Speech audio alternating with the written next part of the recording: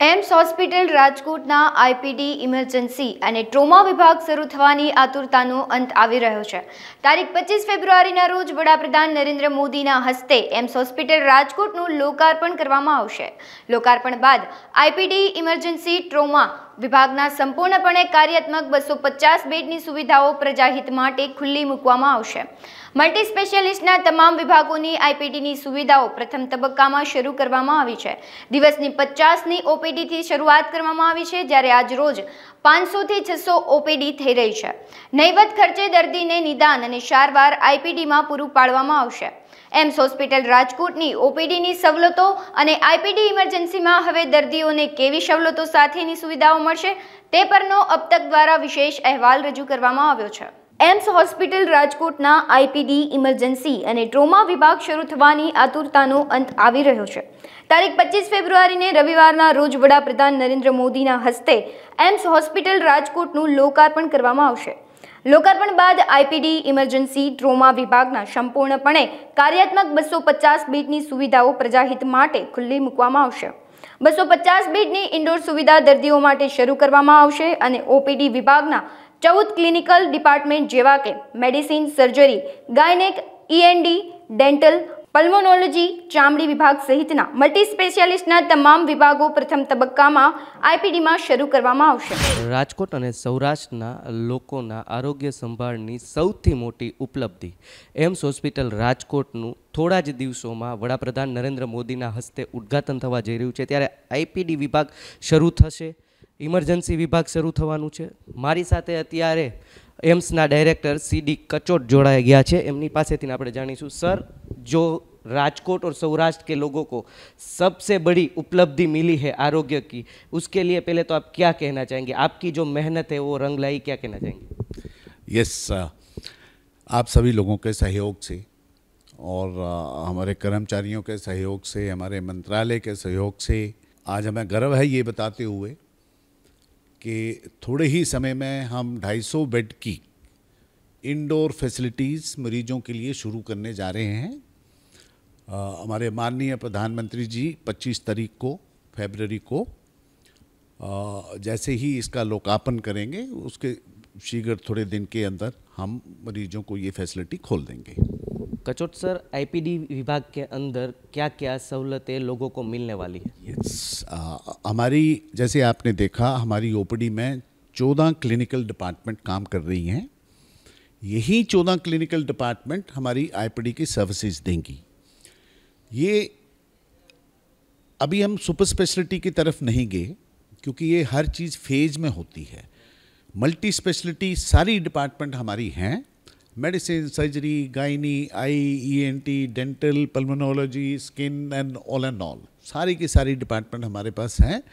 और बहुत ही बेहतरीन डॉक्टर्स की सिलेक्शन हुई है पान इंडिया से, और वो क्लिनिकल जो डिपार्टमेंट चला रहे हैं, ओपीडी जो चला रहे हैं, उसमें आपने देखा कि हमने 50 ओपीडी से शुरू किया था पर डे, और आजकल हम 500 से 600 पर डे ओपीडी देख रहे हैं।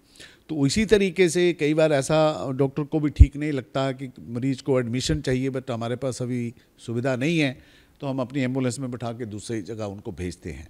बट आगे से अभी ऐसा नहीं होगा, बहुत ही शीघ्र जो भी मरीज आएगा वो हमारे पास ही एडमिट होगा, और बहुत ही निम्न हमने इसका शुल्क रखा हुआ है, चाहे इन्वेस्टिगेशन हो, चाहे इंडोर का हो, चाहे कुछ भी हो, और सब मरीजों को इसकी सहूलियत अभी जल्दी मिलने जा रही है। और मैं ये भी बताना चाहूँगा कि हमारी एम्स एक पहली एम्स है जिसके 3 साल के अंदर हमने 6 महीने के अंदर ओपीडी चला दी थी, और 3 साल के अंदर हमने 250 बेड का अस्पताल शुरू करने का निर्णय लिया, और हम उसमें कामयाब होने जा रहे हैं। कोई भी एम आप पीछे देखो तो हर कोई एम 50 बेड, 60 बेड और उस तरीके से आगे बढ़ती है। हमने एक ही गो में 250 बेड, और वो भी पूरे फंक्शनल बेड, जिनकी सर्विसेज सारी की सारी हमारे पास अभी तैयार हैं। तो हमें खुद गर्व होता है कि 250 बेड की आईपीडी चलाना, जो कि एक डिस्ट्रिक्ट अस्पताल से भी बहुत बड़ा कार्य होता है। तो उसको हम करके और लोकार्पण जैसे ही हमारे माननीय प्रधानमंत्री जी इसको करेंगे, हम ये सर्विसेज पूरे के पूरे सौराष्ट्र के लिए और पूरे गुजरात के लिए और पूरे देश के लिए खोल देंगे। રાજકોટમાં સેવા પૂરી પાડવા માટે પાન ઇન્ડિયામાંથી નિષ્ણાંત તબીબોની પસંદગી કરવામાં આવી છે. એમ્સ રાજકોટમાં 50ની ઓપીડીથી શરૂઆત કરવામાં આવી હતી. આજ રોજની વાત કરીએ તો 500થી 600 ઓપીડી થઈ રહી છે. નહીવત ખર્ચે દર્દીને નિદાન અને સારવાર આઈપીડીમાં પૂરું પાડવામાં આવશે તથા ઇમરજન્સી અને ટ્રોમા વિભાગમાં સંપૂર્ણપણે કાર્યાત્મક 40થી બેડ શરૂ થયા છે. આઈસીયુ વિભાગની જેમ જ એચડીયુ વિભાગ બનાવવામાં આવ્યો છે અને આઈસીયુમાંથી દર્દીની તબિયત સ્વસ્થ થતાં એચડીયુ વિભાગમાં દર્દીને ખસેડવામાં આવશે. દર્દીની તબિયતને અને कंडीशनની પ્રમાણે જ બેડની સારવાર પણ તેમને મળશે. फेज़ वाइज सब काम हो रहा है. फर्स्ट फेज़ में अभी आईपीडी के अंदर इमरजेंसी विभाग के अंदर और आईपीडी विभाग के अंदर कितने बेड्स है जो शुरू हो गए और आईसीयू विभाग में भी बहुत बढ़िया बेड्स है आईसीयू का, उसके बारे में कुछ बताइए. यस, आपने ग्राउंड फ्लोर पे देखा होगा. सबसे पहले हमारा इमरजेंसी और ट्रॉमा के 15 बेड लगे हुए हैं जिसमें सारे इक्विपमेंट्स हैं, पूरी सर्विसेज हैं, पूरी फुली फंक्शनल. उसके आगे आप चले जाइए, उसको हमने एचडीयू बनाया है जो हाई डेंसिटी यूनिट, जो आईसीयू के बराबर ही होती है. जो मरीज़ वहाँ से थोड़ा ठीक हो जाएगा हम उसको पहले उधर शिफ्ट करेंगे. उसके बाद आप फर्स्ट फ्लोर पे देखोगे, वहाँ पे हमने बाकी male female surgical medical gynae सब तरीके के वार्ड बनाए हुए हैं. तो जब वो एचडीयू से मरीज़ बाहर जाएगा तो वो फर्स्ट फ्लोर पे जाके उसको उचित वार्ड में रखा जाएगा. तो इमरजेंसी और ट्रॉमा में सबसे पहले मरीज़ सीरियस आएगा, सब इक्विपमेंट वहाँ पे उसको देखा जाएगा कि इसको ऑपरेशन थिएटर में लेके जाना है, लिवर रूम में लेके जाना है, आई में भेजना है या ईएनटी ने देखना है या किस डिपार्टमेंट ने इसको देखना है. तो वो वहाँ पे डिसाइड हो जाएगा. वो बहुत सीरियस मरीज़ है तो उसको उसी तरीके से जो भी सुविधा चाहिए होती है, किसी को सीपीआर चाहिए, किसी को वेंटिलेटर चाहिए, तो वो उधर ही पहले कर दिया जाएगा. उसके बाद उसको आगे देखा जाएगा उसकी कंडीशन के हिसाब से. कचोट सर, ऑपरेशन थिएटर बहुत ही बढ़िया. कहते हैं ना कि राजकोट के अंदर आपने ये जो सहूलत दी है लोगों को, ऑपरेशन थिएटर को लेके क्या कहना चाहेंगे? देखो, हमारे लिए टोटल एम्स में 750 बेड्स की एम्स बनेगी. उसमें 24 ऑपरेशन थिएटर हमें लागू हैं. उसमें से आज की डेट में हमने 4 मेजर ओटी, 1 लेबर रूम और 2 माइनर ऑपरेशन थिएटर वो हमने पूरे फंक्शनल कर दिए हैं. और उनमें state of the art equipment लगाया है, आपने देखा भी होगा. और इसको हम मॉड्यूलर ओटी कहते हैं. और जैसे जैसे ये कार्यान्वित होंगे, इनमें सर्जरी होने लगेंगी, इनमें और सुधार होगा आगे चल के. तो आज की डेट में हमारे 4 मेजर ओटीज हैं ऑपरेशन थिएटर्स. आजकल सभी लोगों को डायग्नोस की सबसे ज़्यादा ज़रूरत रहती है तो वो होता है टेस्टिंग, रिपोर्ट्स, लैब वगैरह. तो यहाँ पर लेबोरेटरीज भी बहुत ही अद्यतन टेक्नोलॉजी से सुसज्ज हो चुकी है. लैब के बारे में क्या कहना चाहेंगे? देखो, मरीज को सहूलियत मिले इसके लिए हमने क्या किया, एक इंटेग्रेटेड लैब सर्विसेज इकट्ठा कर दिया. नॉर्मली क्या होता है, माइक्रोबायोलॉजी अलग होती है, पैथोलॉजी अलग होती है, बायोकेमिस्ट्री अलग होती है. हमने इनको under one roof integrated lab services करके, आपने देखा होगा लेफ्ट साइड पे आप जाएंगे, वहाँ पे हमारी पूरी की पूरी लैब्स ही हैं. तो सबसे पहला कदम कि एक विंडो के अंदर सब कुछ मरीजों को सहूलियत मिले, उनको बार बार माइक्रोबायोलॉजी के लिए उधर नहीं जाना पड़े, वो सैंपल देने उधर नहीं जाना पड़े. तो हमने उसको पूरा इंटेग्रेट कर दिया. दूसरा, हमने state of the art equipment जिनसे कोई भी ऐसा टेस्ट नहीं हो, पूरे के पूरे टेस्ट उन इक्विपमेंट के थ्रू होंगे. मरीज को नहीं जाना पड़ेगा. अंडर वन रूफ ये सारे के सारे तीनों लैब के टेस्ट वहाँ पे होंगे. अभी इन टेस्ट, जो भी टेस्ट होंगे, इनकी गुणवत्ता को ध्यान में रखते हुए हमने national board of lab accreditation से भी लेवल 1 का सर्टिफिकेट हासिल कर लिया ताकि उसकी गुणवत्ता बनी रहे. और साथ ही साथ मैं ये बताऊंगा कि हमारी एम्स पहली एम्स होगी जिसको इतनी यंग स्टेज में BRDL लैब सैंक्शन हो गई, उसका काम शुरू होने वाला है. बायोसेफ्टी लैब लेवल 3 जो गुजरात में कहीं नहीं है, वो हमें सैंक्शन हो गई 17 करोड़ की. वन हेल्थ का प्रोजेक्ट ICMR ने हमारे लिए सैंक्शन कर दिया इतने छोटे से टाइम में. वो कहीं अभी तक दूसरी जगह पे इतनी जल्दी सैंक्शन नहीं होता. या किसी बड़ी एम्स को जो हो गई होती है उसको सैंक्शन होता है, वो हमने सैंक्शन करवा लिया. तो ये छोटी छोटी चीज़ें जो हैं वो दिखाती हैं, और ऊपर वाले लोग भी देखते हैं कि यार इनको सैंक्शन कर दो, ये इसको कार्यान्वित करेंगे. तो हमारी इतनी अच्छी टीम है कि देखो इतने बड़े बड़े प्रोजेक्ट हमें सैंक्शन हो रहे हैं। और एक और नई चीज़ हमारी अभीम के अंदर आ रही है, कंटेनर मोबाइल हॉस्पिटल। तो वो भी, उसका भी पूरा कार्य चल रहा है हमारी तरफ से। और वो ये होगा कि वो हमारे पास यहाँ पे उसमें 30-40 कंटेनर्स होंगे और उसमें mobile operation theatre, mobile dental services, mobile other OPD services, और इमीडिएट मूवमेंट अगर कहीं पे डिजास्टर हो जाता है तो मोबाइल कंटेनर हॉस्पिटल भी आज की डेट में सिर्फ 2 एम्स को सैंक्शन हुआ है, एम्स राजकोट और एम्स भुवनेश्वर। तो वो भी हमारे लिए बहुत गर्व की बात है कि हम इस सारे चीज़ को साथ में लेके चल रहे हैं। और ये मुझे ऐसे लगता है कि विश्वास की ही बात होती है कि एम्स राजकोट पे भी अब हमारी हायर अथॉरिटी को विश्वास आ गया है कि अगर इनको ये काम देंगे तो ये करके दिखाएंगे। રેડિયોલોજીમાં જે સુવિધાઓ હોય છે તે એમ્સ રાજકોટમાં તમામ સુવિધાઓ સંપૂર્ણપણે કાર્યાત્મક છે। 3 ટેસ્લાનું MRI, DSL machine, DSR, portable luxury ultrasound machine, આ તમામ સુવિધાઓ ઉપલબ્ધ છે। થોડા જ સમયમાં 265નું સ્લાઇસનું સિટી સ્કેન મશીન એમ્સ રાજકોટમાં વસાવવામાં આવશે। सिटी स्कैन की सुविधा लोगों ने तात्कालिक મળે તે માટેના પ્રયત્નો ચાલી રહ્યા છે। इस तरह से बीमारियां बढ़ रही है, उसमें लेबोरेटरी के साथ साथ एक MRI की भी बहुत ही बड़ी उपलब्धि है। जो MRI है वो सचोट निदान करवाता है। आज MRI भी शुरू हो चुका है एम्स में, उसके बारे में क्या कहेंगे? ये सबसे बड़ा अचीवमेंट। देखो आजकल डायग्नोस्टिक उतना ही इम्पोर्टेंट है जितना कि अच्छे डॉक्टर, काबिल डॉक्टर का होना। हमारे पास आज की डेट में रेडियोलॉजी में जो फैसिलिटी होनी चाहिए, वो MRI हो गया या DSR हो गया या पोर्टेबल एक्सरे हो गया या अल्ट्रासाउंड मशीन हो गई, ये सारे के सारा उपलब्ध है। कुछ ही समय की बात है, हमारे पास 256 स्लाइस CT स्कैन भी आ जाएगा, जो कि स्टेट ऑफ द आर्ट है। और इसकी सुविधाएं जब हम मरीजों को देंगे तो मुझे लगता है मरीज से ज़्यादा हमें खुशी होगी।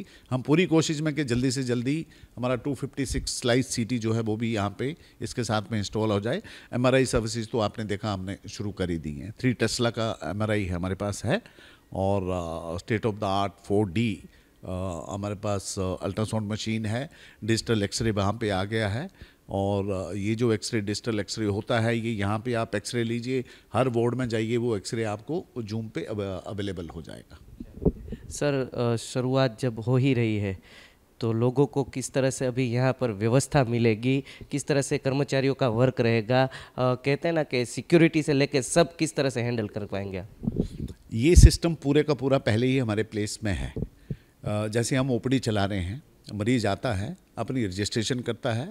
मरीज को ये भी सहूलियत है कि वो हमारी ऐप एम्स राजकोट स्वास्थ्य ऐप अवेलेबल है प्ले स्टोर पे, उसको डाउनलोड करिए, घर से बैठ के अपनी रजिस्ट्रेशन करवा लीजिए। 10 रुपये लगते हैं, वो 1 साल तक अवेलेबल आपकी रहती है। उसके बाद जिस स्पेशलिस्ट के पास जाना आपने जाइए। जो इंडोर फैसिलिटी होगी, इसके लिए हमारा HMIS का जो सिस्टम है वो CDAC वाले आके पहले ही हमारी ट्रेनिंग शुरू कर चुके हैं। तो हर वार्ड में, हर रिसेप्शन में हमारा जो कंप्यूटर होगा, जब उसकी एंट्री होगी मरीज की, वो सबको विजिबल होगी और उसी के हिसाब से वहाँ पे उनकी दवाइयाँ जो प्रिस्क्राइब होंगी, उसका जो रेट लगेगा, उसका जो भी खर्चा होगा, वो सब का सब कंप्यूटराइज होगा। Total will be paperless. तो मरीज को कोई असुविधा नहीं होने वाली बात है। पहले तो मरीज को, जो भी मरीज आया, अगर वो बुरी हालत में है तो पहले हम उसको लेके जाएंगे अंदर, कागजी कार्रवाई बाद में होती रहेगी। ये हमने सबको बता दिया कि ये नहीं है कि पहले आप स्लिप बनाओ और उसके बाद फिर अंदर घुसो, वैसा नहीं है। मरीज आया है, सबसे पहले बेड पे लेटेगा, फिर डॉक्टर उसको देखेगा, फिर बोलेगा हाँ घर जाना है, तो भाई दवाई लिख दी, अभी जाके अपनी रजिस्ट्रेशन करवा लीजिए और घर जाइए। एडमिट होना है, वो कागज़ पे लिख के देगा, वो दूसरा उसका अटेंडेंट जाएगा, वहाँ पे HMIS में जाके अपनी एंट्री करवाएगा और वो अपने वार्ड में जाएगा। तो वो पूरी प्रैक्टिस जो है वो हमने OPD में कर ली थी। और IPD में जाते हुए आपने देखा होगा कि वहाँ पे पहले ही मैंने लोग बिठा दिए हुए हैं, वो डे बाई डे इसी प्रैक्टिस को सीख रहे हैं और कर रहे हैं, ताकि मरीज को सहूलियत हो, उसको बेचारे को घूमना नहीं पड़े कि मैं कहाँ जाऊँ, क्या करूँ, क्या नहीं करूँ। हमारे वहाँ पे पूरा वो टैग लगा के हमारे मरीज मित्र जो होते हैं वो भी वहाँ पे खड़े होंगे, मरीजों को रास्ता दिखाएंगे, यहाँ पे एमआरआई होगा, यहाँ पे लैब फैसिलिटी है, यहाँ पे एक्सरे करवाइए, यहाँ पे इस ओपीडी में जाइए, वो सारे का सारा हमने पहले ही पूरा प्लान करा हुआ। હાર્ટ એટેકને રોક લગાવવા એમ્સ રાજકોટે લોક ભાગીદારી કરી વખતો વખત કેમ્પ યોજાયા છે। એમ્સના તબીબો દ્વારા લોકોને જાગૃત કરવામાં આવ્યા છે અને જીવનશૈલીમાં ફેરફાર કરવાના પણ સૂચનો કરવામાં આવ્યા છે। હૃદય હુમલાને ઓળખવા એમ્સ રાજકોટમાં કાર્ડિયોપ્લોમનરી એક્સરસાઇઝ ટેસ્ટ મશીન છે, જેમાં લંગ્સ અને હૃદયને તપાસવામાં આવે છે। आज जो सबसे ज़्यादा लोगों में डर का माहौल करके रखा है वो है हार्ट अटैक। हार्ट अटैक की प्रॉब्लम्स आप रोज़ बरोज़ देखते हैं न्यूज़ में भी सर, छोटे बच्चों से लेके बड़ों तक आज आ रहा है। एम्स के अंदर हार्ट को लेके लोगों के हार्ट की किस तरह से तकेदारी रखी जाएगी? यस, देखो नॉन कम्युनिकेबल डिजीज़ बढ़ रही हैं। जो हार्ट अटैक बुजुर्ग आदमी में होता था वो आजकल यंग आदमी में हो रहा है। सरकार ने पूरा संज्ञान लिया है इसका, और नॉन कम्युनिकेबल डिजीज़ के लिए जो लोगों में अवेयरनेस पहुंचानी है उसके लिए प्रोएक्टिवली होके एम्स ने भी बढ़ चढ़ के हिस्सा लिया है। हमने कैंप किए हैं, हमारे डॉक्टर्स बाहर गए हैं, उन्होंने पूरी एनसीडीज़ के लिए लोगों को बताया है कि अपना लाइफस्टाइल ऐसे करिए, लाइफस्टाइल चेंज करिए, इस समय पे ये जांच करवाइए। और यहाँ पे हार्ट अटैक को अगर देखा जाए तो मेरे पास आज की डेट में ईसीजी तो हर जगह होता है, मेरे पास कार्डियोपल्मोनरी एक्सरसाइज टेस्ट की मशीन पड़ी है जिसमें लंग्स और हार्ट दोनों को आप चेक कर सकते हैं, जो हमने 1 साल हो गया इंस्टॉल किए हुए, कई लोगों को उसका फ़ायदा मिला है। दूसरा मेरे पास ट्रेडमिल टेस्ट है, वो भी मेरे पास पड़ा हुआ है। इन दोनों चीज़ों से आप अर्ली डिटेक्शन कर सकते हो हार्ट का। और हार्ट की बीमारी क्यों ज़्यादा हो रही है, मेरी समझ में ये लगता है कि हमारे लाइफस्टाइल की वजह से हो रही है। हमारा लाइफस्टाइल काफ़ी चेंज हो गया है। आजकल हम पैदल चलना नहीं चाहते, आजकल हम अपने खान पीन का ध्यान नहीं रखते, हमारी अपनी नींद का ध्यान नहीं रखते, और बहुत सारी चीज़ें, और स्ट्रेस इतना लाइफ में आ गया है कि वो इटसेल्फ इन बीमारियों की तरफ लेके जाता है हमें। तो ये सारी चीज़ें देख के एम्स को पूरी तरह इसके लिए सजग है, और हम कैंप लगाते हैं। और मरीज को, ऐसा कोई मरीज आता है जो ज़्यादा स्ट्रेस में है या जिस पे शक होता है कि इसको ये डायबिटीज़ या हाइपरटेंशन या यंग एज में डायबिटीज़ हाइपरटेंशन हो गई है, तो उसको हम बोलते हैं भैया ये टेस्ट कर ले, तू ट्रेडमिल भी कर ले, सीपीटी दोनों में से कर ले, लंग्स भी देख लेते हैं तेरा। अंत में न्यूरो में आजकल जो दिखाई दे रहा है, ब्रेन स्ट्रोक के भी बहुत सारी आ रहे हैं सामने केसेस, उसका यहाँ पर किस तरह से इलाज रहेगा? बिल्कुल ठीक बताए आप। देखो मैंने पहले बताया था आपको कि हम मल्टी सुपर स्पेशलिटी पे अभी नहीं गए हैं, बट कार्डियोलॉजी ले लो, न्यूरोलॉजी ले लो, गैस्ट्रोएंटरोलॉजी ले लो, जो हमारे जनरल फिजिशियन हैं, जो कॉमन डिजीज़ हैं वो उनमें ट्रेंड है पूरे। स्ट्रोक एक कितनी कॉमन चीज़ है कि एक एमबीबीएस का डॉक्टर भी इसको ट्रीट करने में और डायग्नोस करने में ट्रेंड होता है। तो उसके लिए मैं नहीं समझता कि आज की डेट में हमें न्यूरो फिजिशियन और न्यूरो सर्जन को रखने का इधर सबसे पहले होना बहुत ज़रूरी है। वो हमारे अपने जो अभी के डॉक्टर्स हैं वो भी उसको डायग्नोज और ट्रीट कर सकते हैं। तो आस्ते आस्ते जब ये सेंटर्स आएगा तो हमारे सुपर स्पेशलिटी डिपार्टमेंट खुलेंगे पहले, जिसमें न्यूरो साइंसेज का सेंटर होगा, जिसमें न्यूरो फिजिशियन भी होगा, न्यूरो सर्जन भी होगा, गैस्ट्रोएंटरोलॉजी का गैस्ट्रो फिजिशियन भी होगा, जीआई सर्जन भी होगा, उसी तरह कार्डियक सर्जन भी होगा, कार्डियक फिजिशियन भी होगा। उसके बाद जब ये डिपार्टमेंट एस्टैब्लिश हो जाएंगी तो हम इनको सेंटर ऑफ एक्सेलेंस में लेके जाएंगे। वो सेंटर ऑफ एक्सेलेंस जो होगा वो that will be the dead and, कि उसके आगे कुछ नहीं है। अगर सेंटर ऑफ एक्सेलेंस में ट्रीटमेंट हो गई तो हो गई, उसके आगे आप हॉस्टन में चले जाइए, वाशिंगटन डीसी में चले जाइए, यूरोप में कहीं अच्छे से अच्छे अस्पताल में चले जाइए, उसको वो स्टेज अभी आने में टाइम लगेगा। हमने पहली फेज इतनी जल्दी शुरू कर दी, मुझे इस पर गर्व फील होता है। हम 8 या 10 महीने के अंदर सुपर स्पेशलिटी भी शुरू कर देंगे, ये मेरा वायदा रहा। और उसके बाद फिर हमारा फोकस होगा कि उन्हीं सुपर स्पेशलिटी को इतना डिवाइस और डेवलप करिए कि वो सेंटर ऑफ एक्सेलेंस की तरफ बढ़े। जैसे मेरी अपनी डिपार्टमेंट है पल्मोनोलॉजी, मैंने उस डिपार्टमेंट को एस्टैब्लिश कर दिया, state of the art equipment उसमें लगाए, मरीजों को पूरी सहूलियत दे रहे हैं। अभी मैं चाहता हूँ कि हम उसको सबसे पहला सेंटर ऑफ एक्सेलेंस मैं अपने डिपार्टमेंट पल्मोनोलॉजी में बनाऊं और उसके लिए हम बिल्कुल अग्रसर हैं। संपूर्ण एम्स રાજકોટ 750 બેડથી નિર્માણધીન થશે અને 24 ઓપરેશન થિયેટર લાગુ કરવામાં આવશે। પ્રથમ તબક્કામાં 4 મેજર ઓપરેશન થિયેટર શરૂ કર્યા છે અને એમ્સમાં અલગ અલગ બિલ્ડિંગ નિર્માણ કાર્યો હજુ શરૂ છે। રાજકોટ અને સૌરાષ્ટ્રના લોકો એમ્સના ડાયરેક્ટર અને કર્મચારીઓ પોતાનું સૌભાગ્ય માને છે કે એમ્સ હોસ્પિટલ રાજકોટને મળી છે। हम तो चाहते हैं कि फुल फ्लेज में एम्स शुरू हो, लाखों लोगों को यहाँ से अच्छा होके जाना है। दर्दी के लिए सबसे बड़ी सरकार की ये योजना है। फुल फ्लेज में कब शुरू होगी?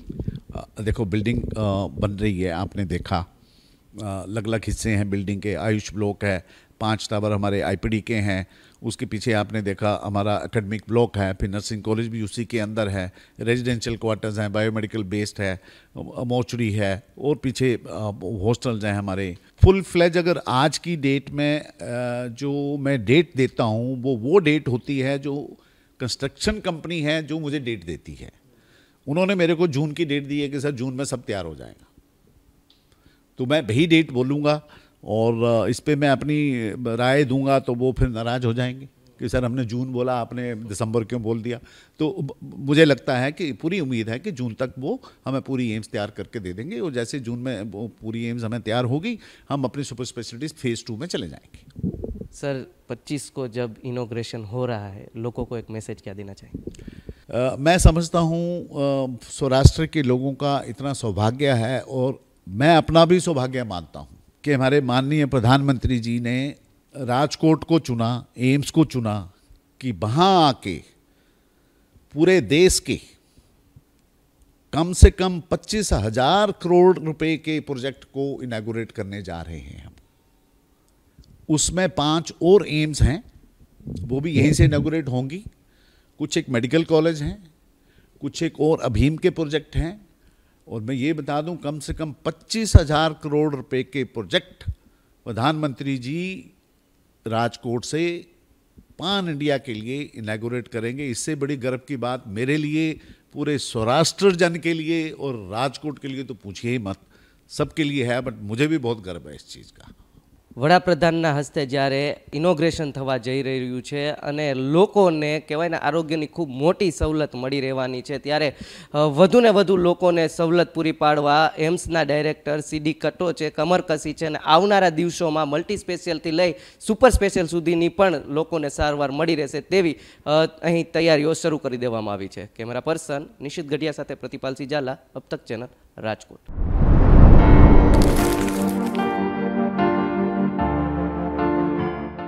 તમે ક્યારેય વિચાર્યું પણ છે કે માત્ર 10 રૂપિયામાં આંખના કોઈપણ રોગની સારવાર થઈ શકે?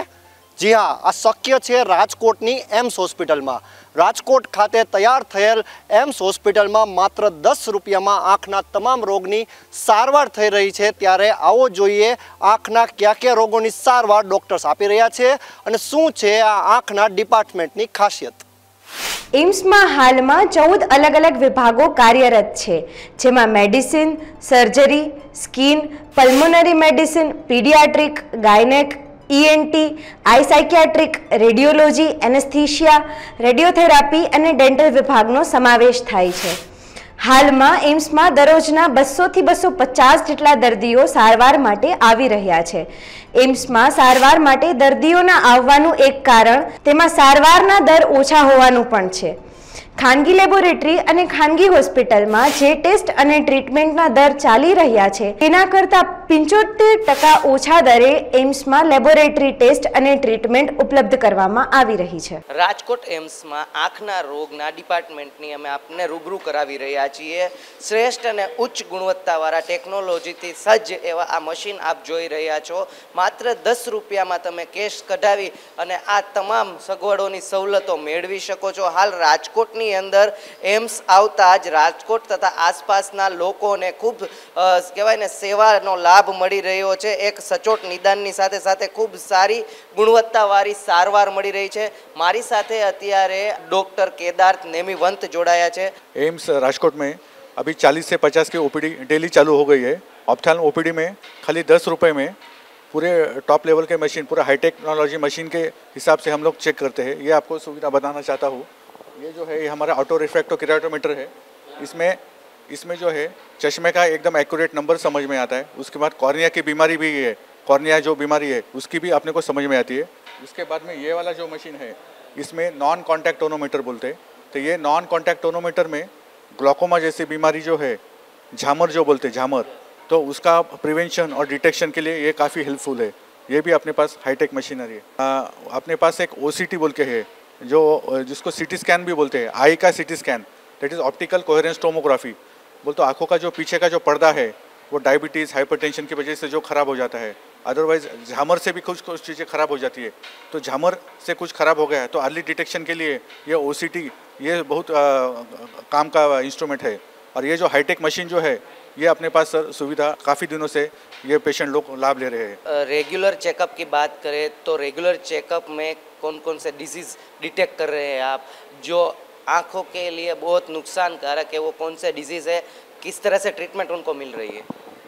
ये आपको बताना मुझे बहुत आनंद हो रहा है कि राजकोट शहर के लोग और राजकोट के आजू बाजू के पूरे टाउन के लोग ये अपने एम्स राजकोट की सुविधा ले रहे हैं। ये हमारे इधर OPD में, ऑप्थेल्मोलॉजी OPD में कैटरैक्ट डिटेक्शन के लिए, कैटरैक्ट ट्रीटमेंट के लिए एंड कैटरैक्ट प्रिवेंशन के लिए काफ़ी पेशेंट आते हैं। उसके बाद में चश्मे का नंबर निकालना है इन ऑल एज ग्रुप्स, छोटे बच्चों से लेके बड़े बूढ़े और ओल्ड एज पेशेंट तक सब लोग चश्मे के नंबर के लिए उसका इलाज कराने के लिए आते हैं। पूरे all the ophthalmic infections, all the ophthalmologic infections are covered in our hospital. Laser machine की बात की जाए तो सर उसकी ट्रीटमेंट किस तरह से होती है? कैटरेक्ट की, मोतिया की ट्रीटमेंट यहाँ पर किस तरह से होती है? सर यहाँ पे अपने पास मोतिया का पहले एक तो डायलेटेड इवैल्यूएशन करके पूरा थरो चेकअप होता है और उसमें पूरा एक्यूरेट डायग्नोसिस हो जाता है। और उसके बाद में यदि उसमें कम कैटरेक्ट है तो उसमें ट्रीटमेंट भी इमीडिएटली देना जाता है। रिफ्रैक्टिव एरर होगा तो रिफ्रैक्टिव एरर इमीडिएटली करेक्ट हो जाता है। यदि सेकेंडरी कैटरेक्ट है, इफ़ एनी यूआईटीज अगर ऐसा इन्फेक्शन कुछ है तो पहले इन्फेक्शन कंट्रोल में ला लेते हैं, उसकी वजह से कैटरेक्ट भी कंट्रोल में आ जाता है। उसके बाद में we have that YAG laser machine. तो याक लेज़र मशीन से द्वारा जो PCO जो बोलते हैं सेकेंडरी कैटरेक्ट, जो सेकेंडरी कैटरेक्ट का ऑपरेशन भी अपने पास काफ़ी दिनों से चालू है। ऑप्थेल्मोलॉजिस्ट के अंदर मशीनरीज ने एक नई क्रांति लेके आई है। टेक्नोलॉजी की वजह से बहुत ही कहते हैं ना कि अच्छा अभी रिजल्ट मिल रहा है, उसके बारे में क्या कहेंगे? कौन कौन सी और अच्छी अपने यहाँ पर ट्रीटमेंट हो रही है और उसके अंदर टेक्नोलॉजी का क्या इस्तेमाल कर रहे हैं? ये आपको बताना मुझे बहुत संतोष हो रहा है कि ऑप्थेल्मोलॉजी डिपार्टमेंट में सबसे बड़े हाईटेक पूरे मशीनरी है, जैसे कि स्लिट लैम्प है, ऑटो रिफ्रैक्टो प्लस केराटोमीटर है, फंडस कैमरा है, उसके बाद पेरीमेट्री फॉर झामर फॉर ग्लूकोमा डिटेक्शन, उसके बाद में है OCT optical coherence tomography for retina और ग्लूकोमा डिटेक्शन, उसके बाद में है NCT non contact tonometer. Non contact tonometer means झामर और जो आँखों का जो ब्लड, अपने शरीर का जैसा ब्लड प्रेशर रहता है वैसा अपने आँखों में भी ब्लड प्रेशर बोलते रहता है और उसको IOP बोलते हैं, इंट्राऑकुलर प्रेशर। और जिस इंट्राऑकुलर प्रेशर के कंट्रोल के लिए वो नॉर्मल रखने के लिए जो NCT का जो मशीन है वो काफ़ी यूज़फुल हो जाता है। और उसके बाद में पेरीमेट्री वो भी काफ़ी यूज़फुल है। तो NCT और perimetry they are very helpful for your in glaucoma detection and prevention. Sir इतनी बढ़िया यहाँ पर ट्रीटमेंट हो रही है, लोगों को एक मैसेज क्या देना चाहेंगे? आपको बताना, आपको मैं सबको आह्वान देना चाहता हूँ कि राजकोट शहरवासियों को और आजू बाजू के टाउन वासियों को इतनी बड़ी सुविधा और इतने हाईटेक मशीनरी जो है, तो ये और हर टाइप की बीमारी, आँखों की हर टाइप की बीमारी, हर एज एक ग्रुप की बीमारी यहाँ पे पूरा 10 रुपये में डिटेक्शन हो जाएंगे, उसमें ट्रीटमेंट हो जाएगा। तो इस सुविधा का आप सबको लाभ लेना चाहिए, बस यही मेरी विनंती है। तो आ હતા ડોક્ટર કેદાર્થ। રાજકોટ એમ્સમાં માત્ર 10 રૂપિયામાં તમે કેસ કઢાવી અને અલગ અલગ રોગોની સારવાર લઈ શકો છો। એ જ રીતે અત્યારે આંખના રોગોની સારવારના અમે તમને રૂબરૂ કરાવ્યા છે। ખાસ અદ્યતન ટેકનોલોજીથી સજ્જ એવા મશીનરી આવ્યા છે, લોકોને તેની સારવાર મળી રહી છે। એમ્સ હોસ્પિટલ રાજકોટ ખાતે આવેલા દાંતને લગતા તમામ રોગોની હવે OPD સારવાર શરૂ થઈ ચૂકી છે। એમ્સ હોસ્પિટલના ડેન્ટલ વિભાગમાં દરરોજના 40 થી 50 દર્દીઓની OPD રહે છે। તો જોઈએ કઈ રીતે એમ્સમાં ડેન્ટલ વિભાગ રાજકોટની અન્ય હોસ્પિટલથી અલગ છે। લાખો દર્દીઓ માટે સંજીવની સમાન એમ્સ હોસ્પિટલ રાજકોટ ખાતે અનેક રોગોના નિદાન માટે OPD વિભાગ કાર્યરત થઈ ગયા છે। ત્યારે આજે તમને માહિતગાર કરશું એમ્સ હોસ્પિટલના દાંત રોગોના સારવાર વિભાગ વિશે। अब तक मीडियाए एम्स होस्पिटलना दांत रोग विभागनी रूबरू मुलाकात लई ग्राउंड रिपोर्ट थकी जनताने माहितगार कर्या हता। दांतने लगता तमाम रोगनी सचोट ओपीडी सारवार एम्स होस्पिटल खाते मात्र 10 रूपियामां उपलब्ध छे। रूट केनाल सहितनी प्रक्रिया माटे खास फ्रांसथी मंगावेल मशीनरी एम्स खाते उपलब्ध छे। त्यारे जोईए समग्र विभागमां केवी रीते डॉक्टर्सनी टीम काम करी रही छे अने क्या-क्या अद्यतन साधनों सुविधाओं है। एम्स अस्पताल के डेंटल डिपार्टमेंट में हम पहुंचे हैं। मैं आपको दृश्य दिखा रहा हूँ। ये भी लोगों की ट्रीटमेंट यहाँ पे शुरू हो चुकी है। बात करते हैं डेंटल डिपार्टमेंट के HOD sir doctor Satyendra sir से। सर, इस डिपार्टमेंट की बात की जाए तो क्या खासियत है, क्या ट्रीटमेंट शुरू हो चुकी है? अभी यहाँ पर लोकल एनेस्थीसिया में डेंटल फिलिंग्स होती है, रूट कैनाल ट्रीटमेंट होते हैं, डेंटल एक्सट्रैक्शंस होते हैं, माइनर ओरल सर्जरी प्रोसीजर होते हैं और बच्चों का भी स्पेशल बच्चों के लिए स्पेशलिस्ट है, पीडियाट्रिक डेंटिस्ट है। और राइट नाउ इस डिपार्टमेंट में 3 फैकल्टी मेंबर है, 3 सीनियर रेजिडेंट है, 4 जूनियर रेजिडेंट है। तो इसके अलावा जो है हमारे पास स्पेशलिस्ट नर्सिंग ऑफिसर है, नर्सिंग असिस्टेंट है और हमारे पास राइट नाउ जो चेयर है वो एक एडवांस चेयर ये है जो डॉक्टर साहब काम कर रहे हैं। और सेकंड रूम में भी मैं आपको दिखाता हूँ, state of art advance chair लगी हुई। ज़्यादातर जो लोग आते हैं वो डेंटल पेन में आते हैं, डेंटल डीप कैविटी की वजह से, तो उनको रूट कैनाल ट्रीटमेंट प्रोवाइड किया जाता है। अगर उनका दांत जो है वो बच सकता है, कम डैमेज हुआ है, अगर ज़्यादा डैमेज हुआ है तो हम उनको एक्सट्रैक्शन एडवाइस कर देते हैं। तंबाकू से पीड़ित कितने लोग यहाँ पे आते हैं? हम ये जो तंबाकू वाले हैं, जो ओरल सबम्यूकस फाइब्रोसिस की प्रॉब्लम है, वो कम से कम 10 पेशेंट जो है महीने में हम देखते हैं।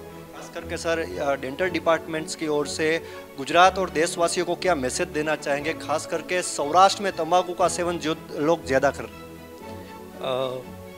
उनके लिए यही एडवाइस है कि जो च्यूएबल टोबैको है, स्पेशली जो गुटखा च्यूइंग है और जो सुपारी है एरिका नट, वो नहीं उसका सेवन करे। उसके लॉन्ग टर्म सेवन से ओरल कैंसर बनता है। और अपने जो है डेंटल हाइजीन और ओरल हाइजीन मेंटेन रखे, इससे जो है उनका ओवरऑल स्वास्थ्य जो है वो भी बना रहेगा। चिल्ड्रंस में दांत खराब होने के क्या कारण सामने आए? चिल्ड्रंस में जो है जो बच्चे ब्रशिंग नहीं करते या ज़्यादा स्वीट चीज़ें जो है यूज़ करते हैं, तो उनमें डेंटल केरीज जो है उनके मिल्क टीथ में भी मिलती है और बच्चे आते हैं उस प्रॉब्लम से। डेंटल डिपार्टमेंट के सेकंड सेक्शन में हम पहुंचे हैं। सर, ये सेकंड सेक्शन में कौन कौन से इक्विपमेंट है और क्या खासियत? ये जो नई एडवांस जो 2 डेंटल चेयर लगी हुई है, these are made in France with state of art facilities, with latest touch screen and all the equipment are state of art. So इसमें अभी हम ट्रीटमेंट इस सेक्शन में भी शुरू किया है हमने। इसमें डेंटल फिलिंग करते हैं, स्केलिंग करते हैं जिसको क्लीनिंग बोलते हैं, और इसके अलावा इसके ऊपर जो है डेंटल इम्प्लांट की फैसिलिटी है, प्लस जो है ये it is very hygienic chair with inbuilt disinfection system. खास लोगों को क्या मैसेज देना चाहेंगे एम्स के ओर से, खास डेंटल डिपार्टमेंट्स की ओर से?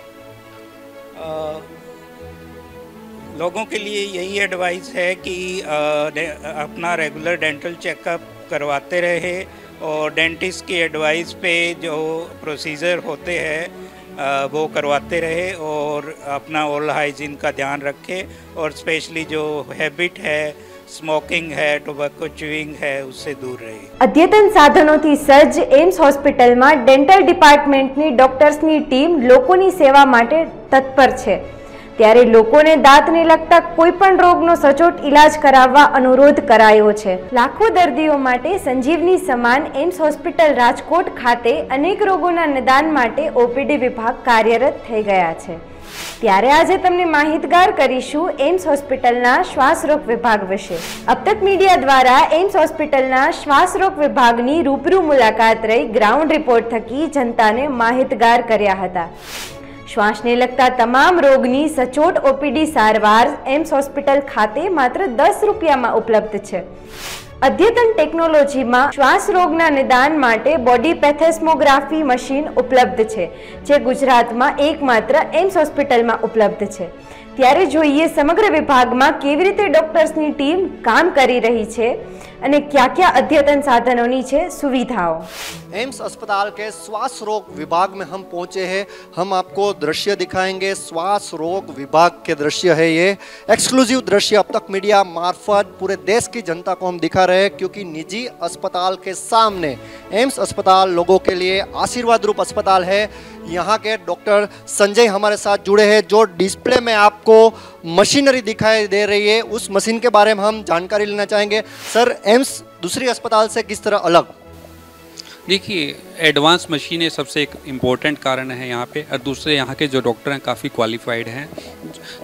उनका एक्सपीरियंस प्लस एडवांस मशीन है, दोनों का कॉम्बिनेशन मिलके हम मरीज़ को बहुत अच्छी सेवा दे पा रहे हैं. कुछ बीमारियां हैं जो बाहर पकड़ में नहीं आती, वो यहाँ पे पकड़ में आती हैं, जिससे टाइमली इलाज मिलेगा, जिससे उनको फ़ायदा मिलेगा. ये जो मशीनरी है सर, ये पूरे गुजरात में कहीं नहीं है. क्या है इसकी खासियत? देखिए, इसकी खासियत ये है, कुछ बीमारियां जो बहुत अर्ली स्टेज में डिटेक्ट हो सकती है, वो इस मशीन से डिटेक्ट हो सकती है. इस मशीन का नाम बॉडी बॉक्स कहा जाता है. जो एक बीमारी होती है ILD, जिसमें फेफड़ा सिकुड़ने लगता है, उसको हम अर्ली स्टेज में डायग्नोज कर सकते हैं. तो इस मशीन का महत्व है. कौन कौन से सर इक्विपमेंट ऐसे हैं जो पूरे गुजरात में कहीं नहीं है पर एम्स में है? देखिए, एक ये कार्डियोपल्मोनरी एक्सरसाइज टेस्टिंग मशीन है, जो अभी बहुत ही कम सेंटर पे है. अगर है भी तो वो बहुत ज़्यादा यूज़ में नहीं हो रही है. तो इस मशीन का ये महत्व है कि अगर कोई बीमारी है उसको सांस, क्योंकि सांस फूलने के बहुत सारे कारण हो सकते हैं, जैसे कि लंग्स हो सकता है, उसके अलावा हार्ट की बीमारी हो सकती है, या खून की कमी हो सकती है, या उसकी आदत की वजह से भी वो रेगुलर एक्सरसाइज नहीं करता, वो भी एक फैक्टर हो सकता है उसकी सांस फूलने का. तो ये उसकी तरफ एक इशारा करती है, जिससे हम एक डायरेक्शन में बढ़ सके. उसी तरीके से हम ऐसा ना हो भी सब टेस्ट उसमें करवा दें, उसमें हम उस बीमारी, उस ऑर्गन से स्पेसिफिक हम जांच करवा सकते हैं. वो इसकी तरफ इशारा करती है. लास्ट में सर, ये मशीन हमको देखने को मिल रही है, ये उसका नाम क्या है? खास करके लोगों को किस तरह से ये उपयोग में आएगी? ये एक ब्रोंकोस्कोपी है. ब्रोंकोस्कोपी का मतलब होता है, जैसे हम दूरबीन से जांच करते हैं, ऐसे ही फेफड़ों की भी दूरबीन से जांच की जाती है, जो लंग कैंसर के केस में काफ़ी कारगर होती है. इससे भी एक एडवांस ब्रोंकोस्कोपी का भी एक एडवांस वर्जन भी ऑलरेडी आ चुका है एम्स में. वो भी बाय द नेक्स्ट मंथ वो एक्टिवेट हो जाएगा. तो उससे भी हमें लंग कैंसर की डायग्नोसिस बहुत अर्ली स्टेज में हम कर पाएंगे. खास करके अभी OPD शुरू हो चुकी है, करीबन 1 साल हो गया है. कौन कौन से मरीज आ रहे हैं? खास करके क्या क्या बीमारियां देखने को मिल रही है? देखिए, यहाँ पे हमने एक एनालिसिस भी किया था लास्ट 1 ईयर में, यहाँ पे हमें किस तरह के पेशेंट देखने को मिले. सबसे एक इम्पोर्टेंट हमारी स्टडी में निकल के आया यहाँ पे ILD काफ़ी देखने को मिला. आपने देखा होगा जगह जगह यहाँ पे कबूतर बहुत हैं, पीजन बहुत हैं जगह जगह. तो उससे भी एक बीमारी होती है जिसको हम हाइपर सेंसिटिविटी न्यूमोनाइटिस कहा जाता है. ये काफ़ी देखने को मिली यहाँ पे. तो और क्योंकि हमारे पास उसको डायग्नोज करने के लिए मशीनें भी है, और उसको अगर टाइमली इलाज किया जाए और उसको अवॉइड किया जाए इन चीज़ों को, तो उसमें काफ़ी कारगर हो सकता है. तो एक तो ILD काफ़ी कॉमन है यहाँ पे देखने को मिला. दूसरा, हमें लंग कैंसर भी काफ़ी देखने को मिला यहाँ पे. अभी सर, ये ट्रीटमेंट जो चल रही है, ये क्या ट्रीटमेंट है और इससे क्या फ़ायदा होता है? देखिए, ये एक जांच है जिसको हम स्पायरोमेट्री कहते हैं. ये एक किस्म से pulmonary function test. Pulmonary function test का मतलब है हमें फेफड़े की कितनी कैपेसिटी है वो देखने को मिलती है हमें इससे. खास करके सर, निजी अस्पताल से एम्स का इस डिपार्टमेंट सबसे अलग है. लोगों को बहुत सारी आशाएं हैं, अपेक्षाएं हैं एम्स से. अभी सर, क्या मैसेज देना चाहेंगे श्वास रोग विभाग की ओर से?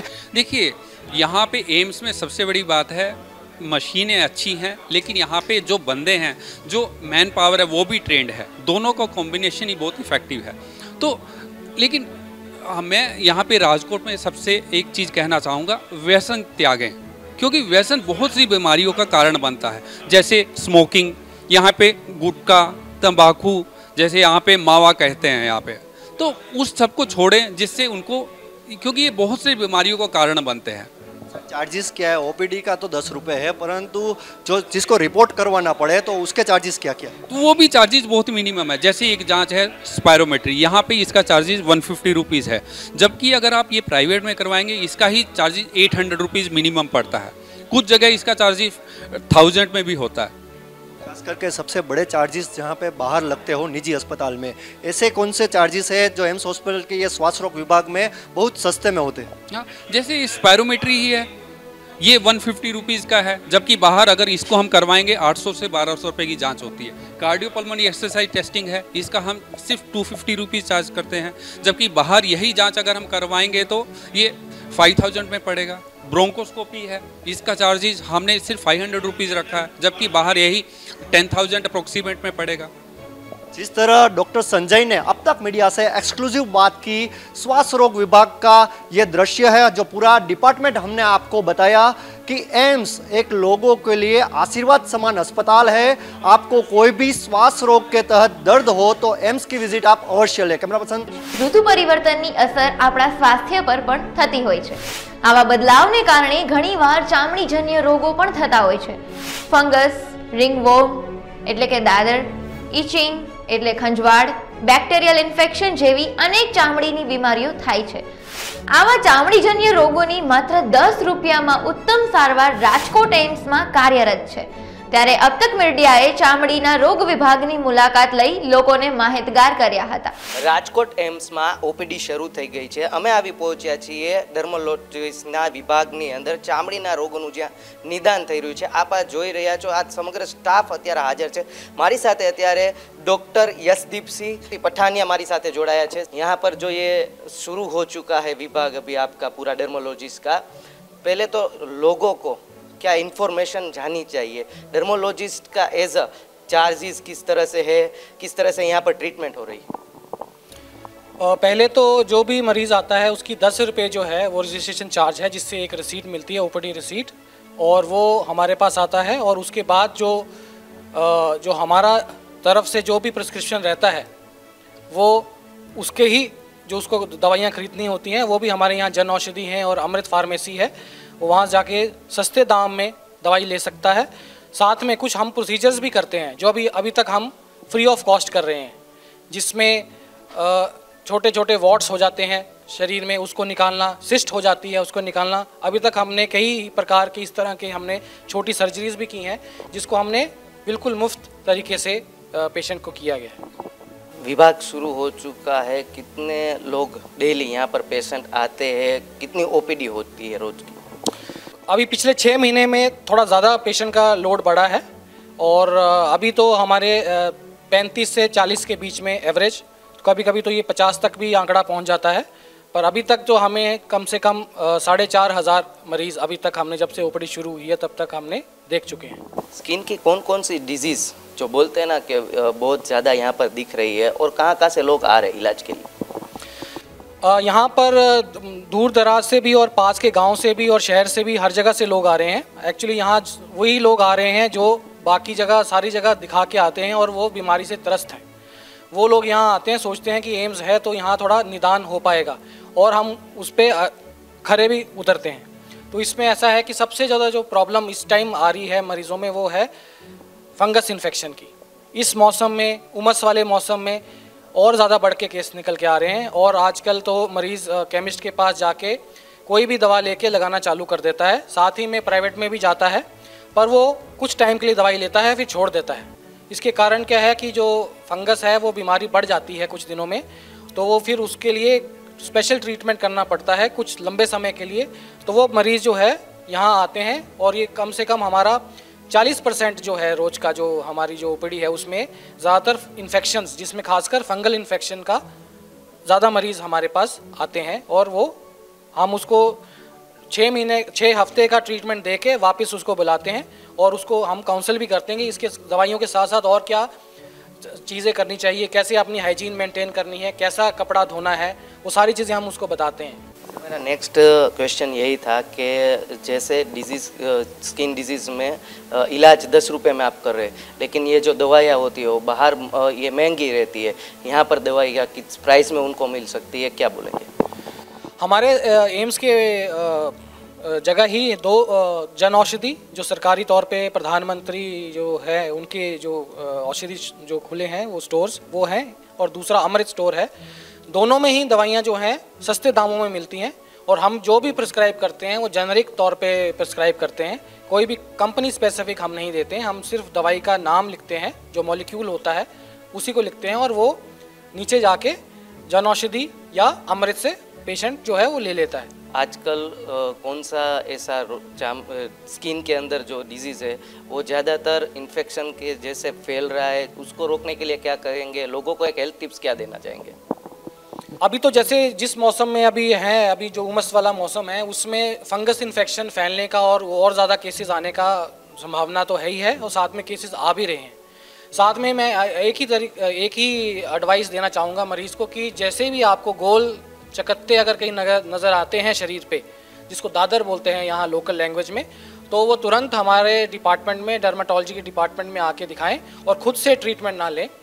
और इसका ट्रीटमेंट थोड़ा लंबा समय तक चल सकता है, तो इस करके आप आएँ। और इसमें साथ साथ हमारे को कुछ हाइजीन का भी मेंटेन करना पड़ता है। जो आप कपड़े रोज़ पसीने वाले लगाते हैं उसको दूसरे दिन नहीं लगाना होता है, उसको गर्म पानी में धो के अच्छे से धूप में सुखा के फिर दोबारा इस्तेमाल करना पड़ता है। और कॉटन का कपड़ा जो है जिसमें हवा आर पार हो जाती है, पसीना नहीं रखता है, तो वो हम बोलते हैं कि मरीज़ को कि वो ज़्यादा से ज़्यादा जो लोग हैं खुले कपड़े और कॉटन के कपड़े डालें इस मौसम में। तो આ હતા ડૉક્ટર પઠાણિયા। માત્ર 10 રૂપિયાની અંદર એમ્સમાં તમે કેશ કઢાવ્યા બાદ અહીંયા જેટલી ઓપીડી શરૂ છે તેનો લાભ લઈ શકો છો। ઓછી કિંમતે અને ખૂબ જ સારી ગુણવત્તાયુક્ત દવાઓ પણ અહીંયા મળી રહે છે, સાથોસાથ એક ઉચ્ચતર કહેવાય ને એવું ખાસ કરીને નિદાન પણ અહીંયા મળી રહ્યું છે, ઉત્તમ નિદાન મળી રહ્યું છે। દર્દીને જ્યારે કોઈ પણ બીમારી આવે ત્યારે ડોક્ટર્સ રિપોર્ટ કરાવવાનું કહેતા હોય છે। એ રિપોર્ટ જ્યાં સુધી ન આવે ત્યાં સુધી દર્દીના મનમાં અનેક દુવિધાઓ રહે છે। ત્યારે રાજકોટ એમ્સ હોસ્પિટલની ક્લિનિકલ બાયોકેમિસ્ટ્રી સર્વિસ લેબોરેટરીની કામગીરીથી અમે તમને વાકેફ કરાવવા જઈ રહ્યા છીએ। લીવર, કિડની સહિતની ગંભીર બીમારીઓ સહિત 35 અલગ અલગ ટેસ્ટ અહીં થાય છે। ત્યારે જોઈએ કેવી રીતે ડોક્ટર્સ તેમજ નર્સિંગ સ્ટાફ બાયોકેમિસ્ટ્રી લેબમાં પોતાની કામગીરી કરી રહ્યા છે। એમ્સ હોસ્પિટલ ખાતે ક્લિનિકલ બાયોકેમિસ્ટ્રી લેબ ખાતે અમે પહોંચ્યા છીએ। હું તમને લેબના દ્રશ્યો બતાવીશ। લોકોના રિપોર્ટ કરવા ખૂબ જ જરૂરી બને છે। જે પ્રકારે તમે દ્રશ્ય જોઈ રહ્યા છો તે અત્યારે ક્લિનિકલ લેબના દ્રશ્યો છે। બાયોકેમિસ્ટ્રી લેબના હેડ ડૉક્ટર દીપક સર ખાસ આપણી સાથે જોડાયા છે, વાત કરીએ તેમની સાથે। દીપક સર, જે પ્રકારે આ એમ્સની લેબોરેટરી છે, અન્ય લેબોરેટરીથી એમ્સની લેબ કઈ રીતે અલગ, ક્યાં ક્યાં ઇક્વિપમેન્ટ? અહીંયા મોટે ભાગે ક્વોલિટીનું ખાસો ધ્યાન રાખી જાય તાકી કોઈ ગલત રિપોર્ટ ના જાય। આ બે જો ઇન્સ્ટ્રુમેન્ટ છે આ ઇનિશિયલ સેમ્પલ પ્રોસેસિંગ માટે છે કે ઓવન અને રેફ્રિજરેશન की સેમ્પલ સરખી ટેમ્પરેચર પર મેન્ટેન રહે, આમાં કોઈ બિગડે નહીં। પછી અહીંયા આવે તો આ ઓટો એનાલાઇઝર છે, જ્યાં લિપિડ અથવા લિવર અથવા કિડની પ્રોફાઇલ બીજા પ્રોફાઇલ જો જોઈએ નોર્મલ બ્લડ માટે, નોર્મલ બ્લડમાં જો ટેસ્ટ થાય તે આ માટે જોઈએ આ અહીંયા થાય છે। અને ખાસે ક્વોલિટી કંટ્રોલનું ધ્યાન રાખીએ તાકી કોઈ ગલત રિપોર્ટ ના જાય, આ મેજર પેશન્ટ માટે ખ્યાલ રાખીએ છીએ। અને આ બાજુ આવે તો આ અગેન સેમ છે કે સેમ્પલ પ્રોસેસિંગ માટે જ્યારે બ્લડ લેવા જાય ત્યારે જો પ્લાઝમા અથવા સીરમ કાઢે આ માટે આ સેન્ટ્રીફ્યુજ મશીન જોઈએ। સેમ્પલ નીચે કલેક્શન સેન્ટરથી આવી પછી અહીંયા સેન્ટ્રીફ્યુજ થાય, પછી આ પ્રોસેસિંગમાં થાય। અને ખાસ એવું કહું કે આ એક ઇક્વિપમેન્ટ છે જો ખાસું અમારો હાઈ એન્ડ ઇક્વિપમેન્ટ છે, HPLC બેઝડ લેટેસ્ટ ટેકનોલોજી છે।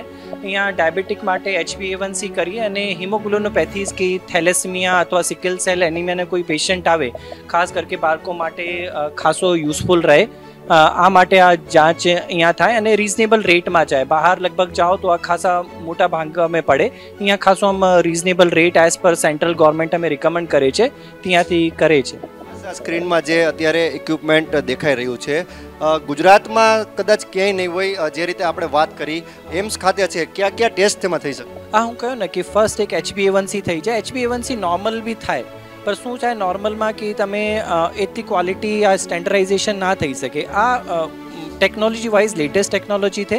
અને સેકન્ડ હિમોગ્લોનોપેથી જો રોગ થાય હિમોગ્લોબિનના સિકલ સેલ એનિમિયા અને થેલેસીમિયા સ્પેસિફિક કહે યા બીજા કોઈ વેરિયન્ટ આવે આમાં મોટે ભાગે જાંચ થાય. એમ્સની આ બાયોકેમિસ્ટ્રી લેબ છે, ખાસ મેજર કયા ટેસ્ટીસ અહીં થાય છે ટોટલ? લગભગ 35-40 તરીકેના ડિફરન્ટ ટેસ્ટ થાય છે. અમે liver, kidney, lipid profile, diabetic profile અને બીજા કોઈ પેરામીટર હોય કે લાઇપેઝ હોય આ ઘણા બધા થઈ જાય. અને આ હું કહ્યું કે આ હિમોગ્લોનોપેથીઝ માટે છે અને ડાયાબિટીકના મોટા ભાગે કંટ્રોલ કે એટ અ ટાઈમ કંટ્રોલ કરવો હોય આ બધા થાય છે.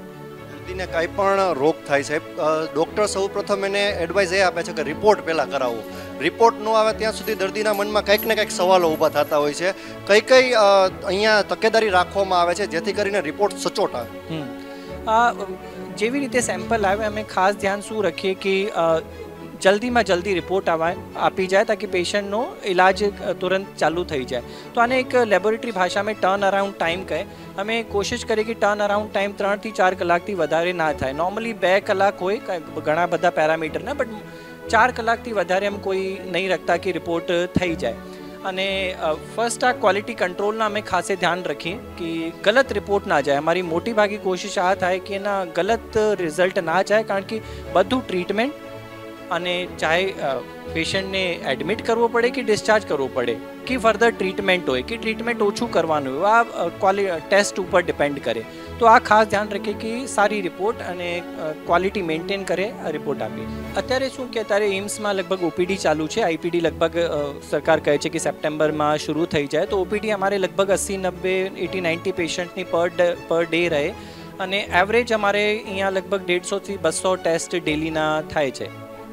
ખાસ જે રીતે ડૉક્ટર દીપક સરે વાત કરી, એમ્સ હોસ્પિટલની આ બાયોકેમિસ્ટ્રી લેબોરેટરી હાલ અત્યારે દરરોજના 80 થી 90 ટેસ્ટ અહીંયા થાય છે. જે પ્રકારે વાત કરવામાં આવે એમ્સ હોસ્પિટલની તો લાખો દર્દીઓ માટે આશીર્વાદરૂપ આ હોસ્પિટલ કહી શકાય. આઈપીડીની વાત કરવામાં આવે તો સપ્ટેમ્બર મહિનામાં શરૂ થવાની શક્યતા છે. ત્યારે લોકોને એક જ માત્ર અપીલ કરવામાં આવી રહી છે કે રાજકોટના પરાપીપળિયા પાસે આવેલી આ એમ્સ હોસ્પિટલની આપ મુલાકાત અવશ્ય લો. માત્ર 10 રૂપિયામાં ઓપીડી શરૂ છે. દરરોજની હાલ અત્યારે 200 થી 250 પેશન્ટની ઓપીડી રાજકોટ એમ્સ પાસે રહે છે. ટ્રાન્સપોર્ટેશનની વાત કરવામાં આવે તો 2 બસની સુવિધા રાજકોટથી આપવામાં આવી છે.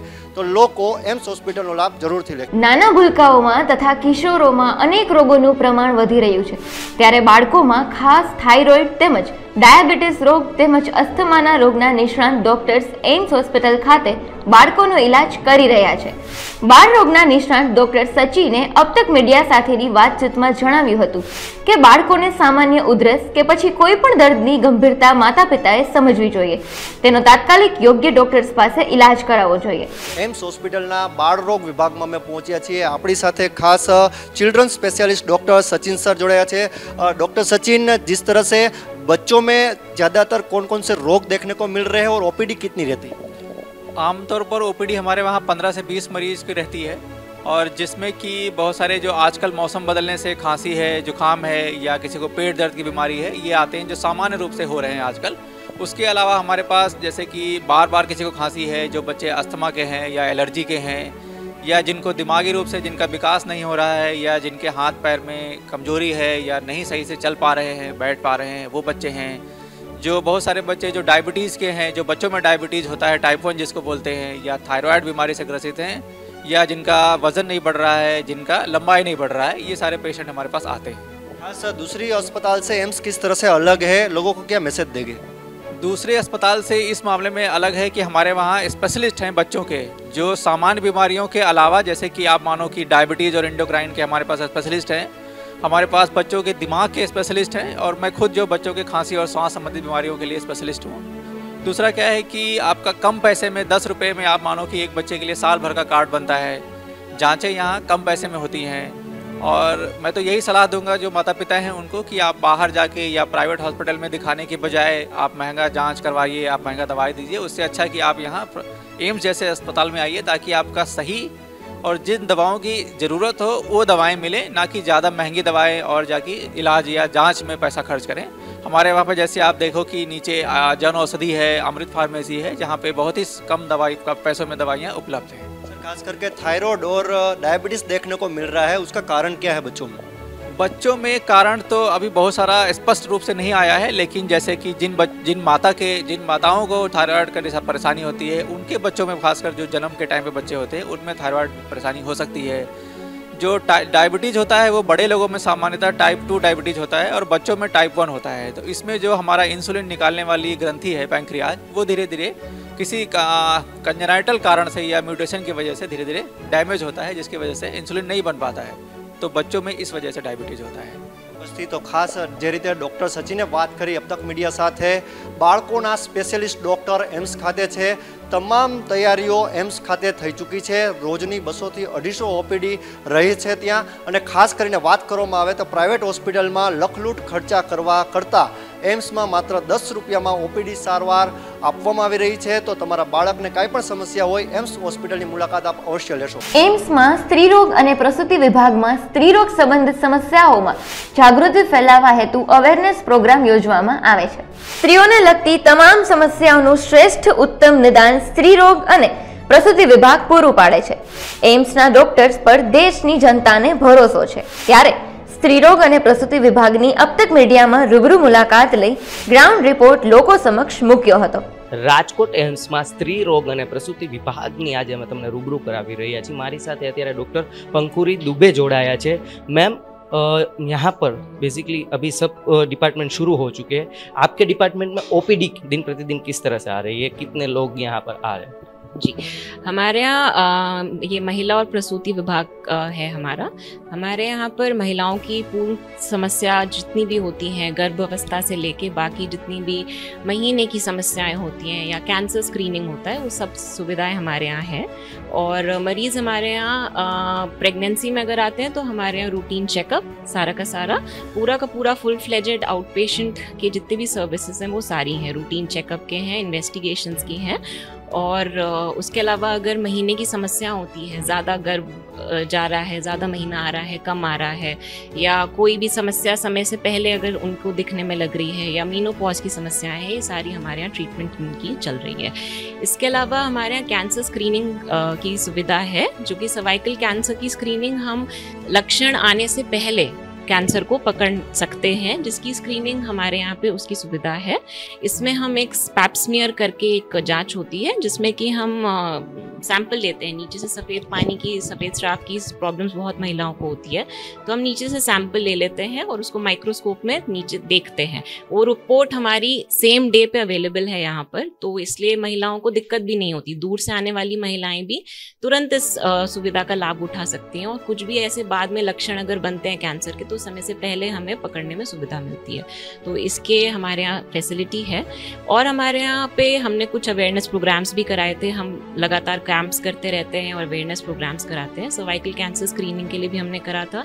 एक हमारे यहाँ पे मेंस्ट्रुअल हाइजीन, यानी कि जो महीने के समय हाइजीन या साफ सफाई किस तरीके से रखें, वो हम निरंतर मरीजों को बताते रहते हैं। और एक अवेयरनेस प्रोग्राम की तरह हमने नुक्कड़ नाटक भी रखा था, जिसमें बहुत सारे लोकल पब्लिक ने पार्टिसिपेट भी करा था।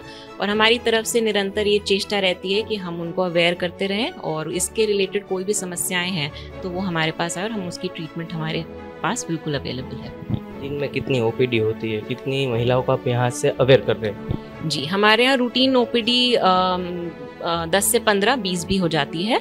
और इनमें से ज़्यादातर मरीज़ जो हैं वो कुछ महीने की समस्या उनको जो होती है, ज़्यादा आ रहा है या ठीक नहीं आ रहा, रेगुलर नहीं है, इरेगुलरिटी बनी हुई है, तो इस तरह की समस्या लेके ज़्यादा आते हैं।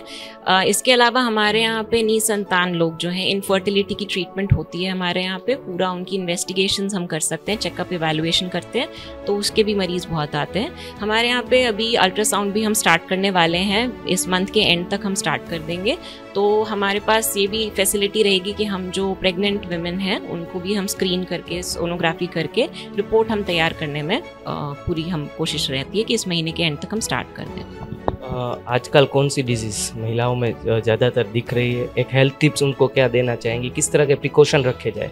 जी, एक तो सबसे पहले मैं जो महिला रिप्रोडक्टिव एज ग्रुप जिसको हम कहते हैं, यानी कि हम 18 साल के बाद से ही 45 इयर्स ओल्ड के बीच में जो हम हैं, तो इसमें 2 बीमारियां हमारे सामने सबसे ज़्यादा आती हैं। एक को कहते हैं पॉलीसिस्टिक ओवेरियन सिंड्रोम, PCOS जिसे कहते हैं हम। ये बहुत ज़्यादा एक लाइफस्टाइल डिसऑर्डर है जिसकी वजह से कि वजन भी बढ़ता है, उसकी वजह से अंदर में हार्मोन इम्बैलेंस होता है, जिसकी वजह से महीना आना बंद हो जाता है, या महीना आता है तो बहुत गड़बड़ तरीके से, यानी इरेगुलर साइकिल्स हो जाती हैं। तो ऐसे में हमारी तरफ से उनमें एडवाइस रहती है कि लाइफस्टाइल को थोड़ा रेगुलेट करें, तला भुना और डाइट पे थोड़ा सा फोकस करें। कोई भी अनहेल्दी लाइफस्टाइल ना किसी भी तरीके का जैसे भी अनहेल्दी होता है उसको ना करें। रेगुलर एक्सरसाइज करें। एक साइकिल्स, मेंस्ट्रुअल साइकिल्स रेगुलर करने के लिए हमारे पास आएँ। हम उसकी कुछ मेडिसिन होती हैं, मेडिसिन के पहले हम लाइफस्टाइल एडवाइस देते हैं, फिर मेडिसिन देते हैं और पूरा फुल एक इवैल्यूएशन करते हैं। तो ये समस्याएं यंग लड़कियों को 18 साल से कम भी 15 साल की उम्र से या 12 साल की उम्र से भी होने लग जाती हैं। तो इसके बारे में अवेयरनेस रखें, और कोई भी समस्या हो, इरेगुलर साइकिल्स हो तो आएँ। PCOS बहुत ही कॉमन आजकल देखा जा रहा है, एक तो इस बारे में। सेकेंडली एक हमारी जो कैंसर स्क्रीनिंग के बारे में मैंने बोला, उसके बारे में मैं दोबारा बोलूँगी, क्योंकि ये एक ऐसा कैंसर है जो कि विश्व में उसके ऊपर कंट्रोल आ गया है। विश्व में कैंसर पे कम हो गए हैं जो केसेस हमको मिलते थे पहले, कुछ 10 साल पहले, तो अभी कम हो गए हैं। लेकिन हमारे यहाँ पे इंडिया में अभी भी क्योंकि लोगों में अवेयरनेस नहीं है, तो एक ही ऐसा कैंसर है सर्वाइकल कैंसर जिसकी हम प्रिवेंशन कर सकते हैं, जिसको हम बचा सकते हैं, इसकी रोकथाम कर सकते हैं। तो इसकी वैक्सीन भी अवेलेबल होती है जिसके बारे में लोगों को नहीं पता। और इसका जैसे मैंने आपको बताया कि हम पैप स्मीयर लेके एक टेस्ट कर सकते हैं कि लक्षण बनने से पहले ही हम एक ऐसा टेस्ट हमारे पास अवेलेबल है जिससे कि हम बता सकते हैं कि कैंसर बनने की संभावना है कि नहीं। तो ये टेस्ट जो है हर 3 साल पर महिलाओं को कराना चाहिए। कुछ महिलाओं जो हाई रिस्क होती हैं वो हर 1 साल पे टेस्ट कराएं। तो ऐसे क्या रिस्क आपका स्टेटस है वो एक रूटीन गायनोकोलॉजिकल चेकअप के बाद हम उनको समझा सकते हैं, हम बता सकते हैं। तो ये 2 चीज़ें हैं जो कि हमारा एक फोकस रहता है कि हम इसके बारे में अवेयरनेस बढ़ाएं और महिलाएं हमारे पास आएँ ताकि हम इसमें आगे काम कर सकें। मैम, एम्स शुरू हो चुकी है, OPD, एक मैसेज क्या देना चाहिए लोगों को कि यहाँ का लाभ ले, यहाँ पर जो सुविधाएं मिल रही है उसको? हमारा महिला एवं प्रसूति विभाग पूरा निरंतर कोशिश कर रहा है कि हम पूरी फुल फ्लेजेड सर्विसेज हम स्टार्ट कर दें। अभी तक हमारी 80% सर्विसेज हमारी जो OPD की हैं वो तो हमारी पूरी रनिंग ही हैं। तो हमारे यहाँ पर स्टाफ भी पूरा है। हमारे यहाँ पर सर्विसेज ऐसी हैं कि जैसे बताया कैंसर स्क्रीनिंग है, अडोलोसेंट क्लिनिक है, गायनी यानी कि जो यंग लड़कियाँ हैं 12 से 13 साल की उम्र पे जब महीना शुरू होता है उनकी काउंसलिंग, उनको समझाना, उनकी बीमारियाँ देखना, तो वो भी हमारे यहाँ फुल फ्लेजेड अवेलेबिलिटी है। एंटीनेटल यानी कि जो गर्भावस्था में मरीज आते हैं उनकी भी सर्विसेज सारी हैं, रूटीन चेकअप की, और उनका इवैल्यूएशन, उनका सोनोग्राफी भी हम स्टार्ट कर देंगे। तो ऐसे में कोई भी ज़रा सी भी समस्या में तुरंत गायनी डिपार्टमेंट अवेलेबल रहता है हमारा, तो तुरंत यहाँ पे अप्रोच करें। हमारा वेबसाइट पे बाकी सारी इन्फॉर्मेशन है। इसके अलावा टेलीमेडिसिन की भी हम सर्विसेज प्रोवाइड करते हैं। ई संजीवनी प्लेटफॉर्म है एम्स का, तो उसके थ्रू स्वराष्ट्र रीजन में जितने भी पेशेंट्स हैं वो उसको अप्रोच कर सकते हैं अपना अकाउंट बना के। तो उसमें हम लोग अवेलेबल रहते हैं मॉर्निंग में, इवनिंग में भी, और पेशेंट्स हमारे ऑनलाइन कंसल्टेशन भी कर सकते हैं। जो लोग यहाँ पे खुद से आकर हमारी सर्विसेज अवेल नहीं कर सकते तो वो ऑनलाइन भी कंसल्टेशन ले सकते हैं। તો આ હતા ડૉક્ટર પંખુરી। સ્ત્રી રોગ અને પ્રસૂતિ વિભાગમાં રેગ્યુલર ચેકઅપ તથા મહિલાઓનું કાઉન્સેલિંગ પણ કરવામાં આવે છે, સ્ક્રીનિંગ અને ટેસ્ટિંગ પણ અહીં કરાવવામાં આવી રહ્યું છે। એમ્સના મેડિસિન વિભાગમાં હૃદય રોગની તકલીફો માટે TMT ટેસ્ટ દર્દીઓને કરાવી સચોટ પરિણામ મેળવવામાં આવી રહ્યું છે। ત્યારે મેડિસિન વિભાગની अब तक મીડિયાએ રૂબરૂ મુલાકાત લઈ ગ્રાઉન્ડ રિપોર્ટ લોકો સમક્ષ મૂક્યો હતો। એમ્સમાં મેડિસિન વિભાગની જે મુલાકાત લેવાની છે, મારી સાથે અત્યારે ડૉક્ટર મેહુલ કાલિયા જોડાયા છે, જેઓ અહીં સેવા આપી રહ્યા છે, પ્રેક્ટિસ કરી રહ્યા છે। મેહુલ સર, મેડિસિન વિભાગની વાત કરીએ પહેલા, શું છે, કઈ રીતના દર્દી અહીંયા આવે છે, કયા કયા પ્રકારના રોગના દર્દીઓ અહીંયા આવે છે? કોઈ પણ જાતની આપણે મેડિસિનની જરૂરિયાત હોય કે જેમાં સર્જરીની જરૂર ના હોય, ફોર એક્ઝામ્પલ ડાયાબિટીસ છે, હાઇપરટેન્શન છે, ફીવર છે, આપણે પ્રીવિયસલી જોયું તો કોવિડ છે, હમણાં આપણે મોન્સૂન સ્ટાર્ટ થશે તો ડેન્ગ્યુ છે, મલેરિયા છે, કે ઓલમોસ્ટ બધા આપણે રોગો કે જે કોમનલી આપણે બધી પબ્લિકમાં જોવા મળે છે એ દર્દી આપણે મેડિસિનમાં આવે છે। અત્યારે આપણે વાત કરીએ તો મેડિસિનમાં ઓલમોસ્ટ ડેઇલી આપણે 75 to 80 પેશન્ટ આવી જાય છે અને પ્લસ આપણે બધા બેઝિક ઇન્વેસ્ટિગેશન બી અહીંયા જ થાય છે કે આપણે મેડિસિનમાં ઇન્વેસ્ટિગેશન સબ પ્રિસ્ક્રાઇબ કરીએ તો અહીંયા વિધિન આપણે હાફ એન અવરમાં ઇન્વેસ્ટિગેશન થઈ જાય અને પેશન્ટ પાછું ફોલોઅપમાં આવે તો પેશન્ટ આટલું દૂર આવે તો એક જ ધક્કામાં એને આપણે તપાસ થઈ જાય, એનું વ્યવસ્થિત ટ્રીટમેન્ટ લખાઈ જાય અને ટ્રીટમેન્ટ બી બાજુમાં જ આપણે જનધન મેડિકલ છે કે જ્યાં પેશન્ટને રાહત દરે દવા મળી જાય. તે પેશન્ટ માટે ખૂબ જ સારું છે કે આપણે માઇનર ચાર્જમાં એ લોકોને કન્સલ્ટેશન થઈ જાય, ઇન્વેસ્ટિગેશન થઈ જાય અને દવા મળી જાય. એક કહેવાય ને ટેકનોલોજી સારી એમ્સમાં વસાવેલી છે, તો આપના વિભાગમાં કઈ ટેકનોલોજી છે ને એ કઈ રીતના દર્દીઓને ઉપયોગી બને? અમારા વિભાગમાં જોઈએ તો આપણે અત્યારે જે હૃદયના દર્દી વધારે આવે છે કે છાતીમાં દુખાવો થાય તો એવા દર્દી માટે આપણે રૂટીનમાં ECG તો કરાવીએ જ છે. એ ઉપરાંત ઘણા દર્દીઓમાં ECG નોર્મલ હોય તો આપણને ખ્યાલ ના આવે કે હૃદયની તકલીફ છે કે નહીં, તો એના માટે આપણે TMT ટ્રેડમિલ ટેસ્ટ કરીએ છીએ કે જેમાં એ ખ્યાલ આવી જાય. પ્લસ આપણે હોલ્ટર મોનિટર કે ઘણા મોટા લોકોને એવું થાય કે ઘરે તકલીફ થઈ જાય પણ આપણે ECG ને નીકાળીએ તો અહીંયા નોર્મલ આવે, તો એવા દર્દીને આપણે 24 કલાક હોલ્ટર મોનિટર કે 24 કલાક હૃદયના ધબકારાનું મોનિટરિંગ કરે એ પ્રકારની બી સુવિધા ઉપલબ્ધ છે. પ્લસ આપણે આપણી સાથે બીજા ઘણા બધા વિભાગ છે કે પલ્મોનરી વિભાગ છે કે જેમાં ફેફસાની તપાસ થાય છે. આપણી સાથે બીજો જે ફિઝિયો ડિપાર્ટમેન્ટ છે કે એમાં આપણે બોડી કમ્પોઝિશન કે આપણા બોડીમાં આપણી કેટલી ફેટ છે, ઘણી વખતથી આપણે બહારથી ફેટ ના દેખાતી પણ અંદરની ફેટ કે જે વધારે નુકસાનકારક એનું આપણે એનાલિસિસ થાય છે. એવા ઘણા જ બધા ટેસ્ટ થાય છે કે જે આપણે જનરલ કોઈ હોસ્પિટલમાં અવેલેબલ નથી હોતા. મેહુલ સર, એમ્સની અંદર અત્યારે ઓપીડી દિન પ્રતિદિન વધી રહી છે, લોકોને શું મેસેજ આપવો છે? ઘર આંગણે રાજકોટને આજે એક આવી સરસ ભેટ મળી છે અને આરોગ્ય માટેની કહેવાય ને કે ખૂબ ઉત્તમમાં ઉત્તમ સારવાર અહીંયા મળી રહી છે. હા, હું એ જ કહેવા માંગુ છું કે જે બી દર્દી અહીંયા આવે છે અને અમે ફૂલ્લી સેટિસ્ફાય કરીએ છીએ કન્સલ્ટન્સમાં, રિપોર્ટિંગમાં. એટલા માટે જ તમે જો આપણે જ્યારે સ્ટાર્ટિંગ કર્યું ત્યારે દિવસના 10 થી 15 દર્દી જ આવતા હતા, ત્યારે ઓલમોસ્ટ 80 to 85 દર્દી આવે છે. એ બી હવે ફોલોઅપ હવે પહેલાં 1 મહિનાનો કરતા હતા, હવે 2 મહિનાનો કર્યા છે. કારણ કે એક વખત દર્દી આવી જાય તો એને ખ્યાલ છે ક્વોલિટી ઓફ કેર શું છે. તો આ હતા ડૉક્ટર મેહુલ. રાજકોટ એમ્સમાં હાલ મેડિસિન વિભાગની દિન પ્રતિદિન ફોલોઅપ લેવા માટે દર્દીઓ આવી રહ્યા છે અને ખાસ TMT મશીનની પણ તેઓને અહીંયા સગવડ સુવિધા મળી રહી છે. એમ્સના ફિઝિયોલોજી વિભાગમાં EMG NCV મશીન શરીરની તમામ નસોની ગતિવિધિઓનું ચેકઅપ કરે છે. આ વિભાગમાં દર્દીના નસો અને મસલ્સની સારવાર અદ્યતન ટેકનોલોજી વડે કરવામાં આવે છે. ત્યારે ફિઝિયોલોજી વિભાગની અબ તક મીડિયાએ રૂબરૂ મુલાકાત લઈ ગ્રાઉન્ડ રિપોર્ટ લોકો સમક્ષ મૂક્યો હતો. રાજકોટ એમ્સમાં ફિઝિયોલોજી વિભાગની અંદર હાલ લોકોને અત્યાધુનિક ટેકનોલોજીના સાધનો વડે ખૂબ સારી સારવાર મળી રહી છે. ત્યારે મારી સાથે અત્યારે ડૉક્ટર રાજેશ કાથરોટિયા જોડાયા છે. તેઓ અહીં આ વિભાગનું સંચાલન કરી રહ્યા છે.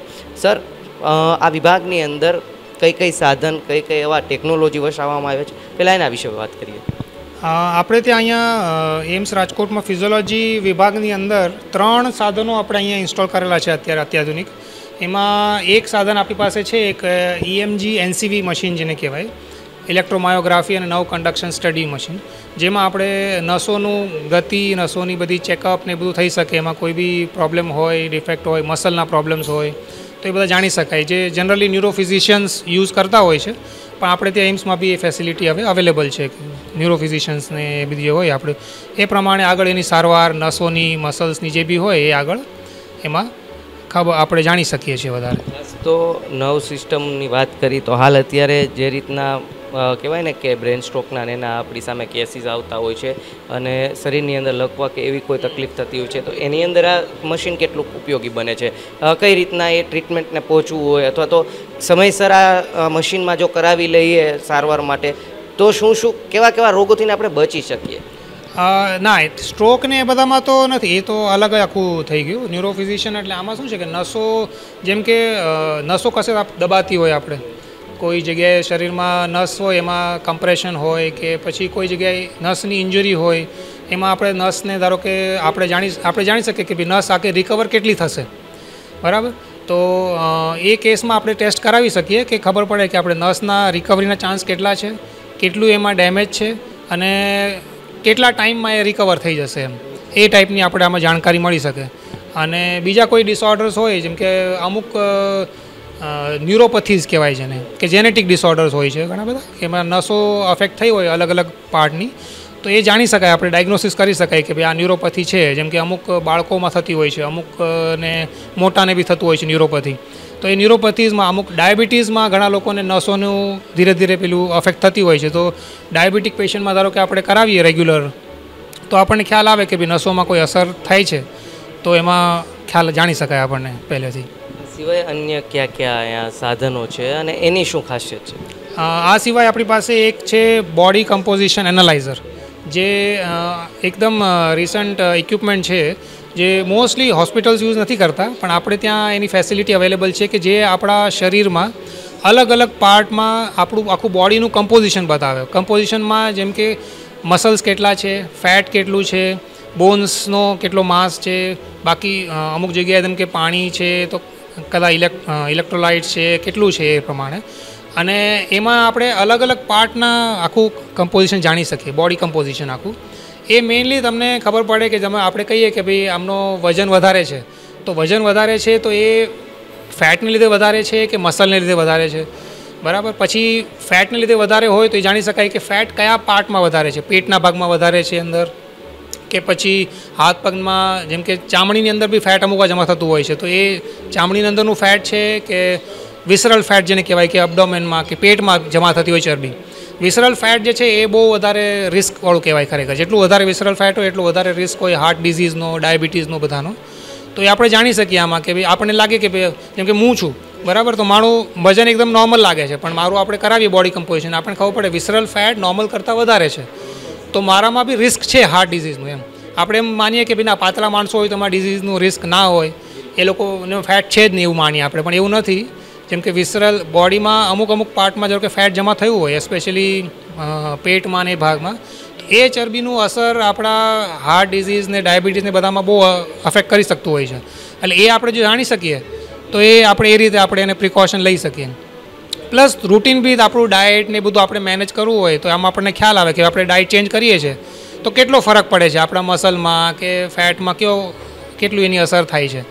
એટલે તમે રેગ્યુલર હેલ્ધી બી લોકો એ બી કરાવી શકે છે, એમને જાણવા માટે કે ભાઈ કેટલું છે અને કઈ રીતનું આખું જો એ વર્કઅપ કરે, પોતે ડાયટનું ચેન્જ કરે તો કેટલું એમનું ઇમ્પ્રૂવ થઈ શકે છે. તો નોર્મલ માણસોથી લઈ અને ડિઝીઝ બધા લોકોને બેનિફિટ થઈ શકે છે એનાથી. અન્ય એક મશીન છે એની શું ખાસિયત છે? અને એક આપણી પાસે છે ઓટોનોમિક ફંક્શન ટેસ્ટિંગ મશીન કહેવાય.